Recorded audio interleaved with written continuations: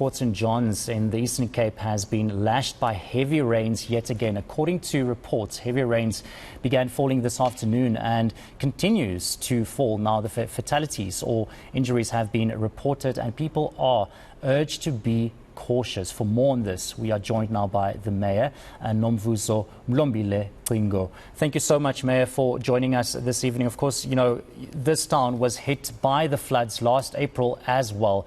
And now, yet again, you are seeing these devastating floods. What's the situation there? What can you tell us? Good evening, Baron. Thank you very much for the opportunity. Yes, this afternoon around 1 p.m., it was just a matter of 2 hours. The rain started heavily and it started to flood. We were in the town hall having a community meeting. Even our town hall was flooded as we were inside. The situation is very bad at the moment because at least it is around 6 p.m. But as I'm speaking, it's raining heavily right now. Challenge that we have are landslides, trees that are falling, stones and everything that are blocking some of the roads. And people are literally having their houses full of water. We tried our best to rescue some of them. We took them to a youth center that is close to the police station. We tried to give them some blankets and mattresses, but we will see tomorrow how to check others, because some said they wanted to go and see how things were in their houses, because it was in the afternoon. Kids were coming out of school, so we had to have our teams checking on them. So the situation is very dire, and it seems it's going to rain all evening. And of course, a very important question. I don't know if you might have had some reports about any casualties at the moment. Pardon? Did you receive any reports of casualties? I can't hear you. Have you received any reports of people being injured because of the flooding so far? Yes, we received some warnings. I don't know whether I get you well, Baron. Because we usually get warnings from weather services. But usually it's something that we can manage as the municipality. But this time it was very bad. So we are trying as the municipality, but the district and the province are aware of our plight, and they were sending teams too. But because this happened in the afternoon, some are traveling and it's difficult to get through. But we need assistance, Baron, because when you keep people in a hall, they expect to get food, they expect to get everything. And some of the students who are there, they have lost everything. They are left with what is they are wearing at the moment. So across the river at Ferry Point, some of the people are stuck there. They can't go home. Some could not go to town. So they had to leave their cars and just go on foot to be on safe places. So the challenge is that we have the water, the river, Nomvuzo River, we have the cliff and the road. So when you are in that state, the trees will fall, the stones will fall, and you have the river. So it's something that's very difficult to work on. From the visuals that we're seeing on our screens right now, it seems like the situation is quite dire there in Port St. John's. And of course, one of the big concerns is, will people have access to a hospital, or is the hospital also underwater at the moment? And of course, it seems like a lot of kids won't be able to attend schools tomorrow as well.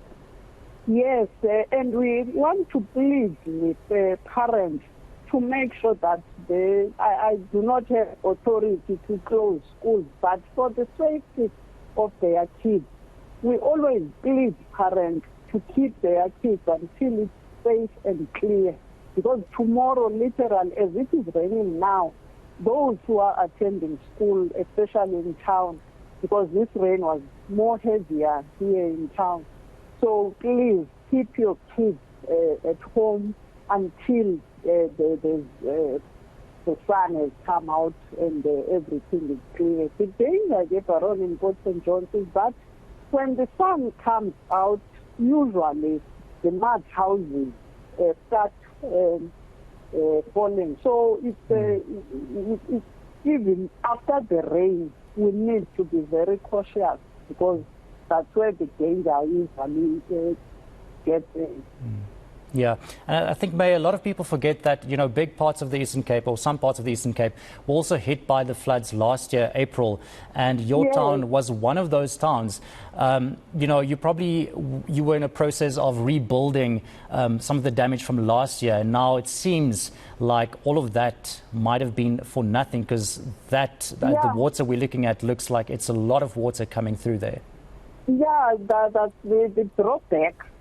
Because we got some help last time, and some of the people were assisted, though not all of them. Because you get the challenge in all wards, from Ward 1 to Ward 20. When it rains in Port St. John's, it affects all wards. But when you get assistance the previous year and the following year again, you had to get assistance, it shows that we need massive assistance, not necessarily on food and blankets, but on making sure that our infrastructure is taken care of in a way that we need engineers that can assist Port St. John's in arranging the town, replanning the town in a proper way, so that we don't every year talk about what is happening. Something serious needs to be done in Port St. John's, and we cannot, as a small municipality, alone be able to take care of that. So that's why we are saying the district, the province and national governments need to take Port St. John's in their attention, so that the reform and the replanning is done. Yeah.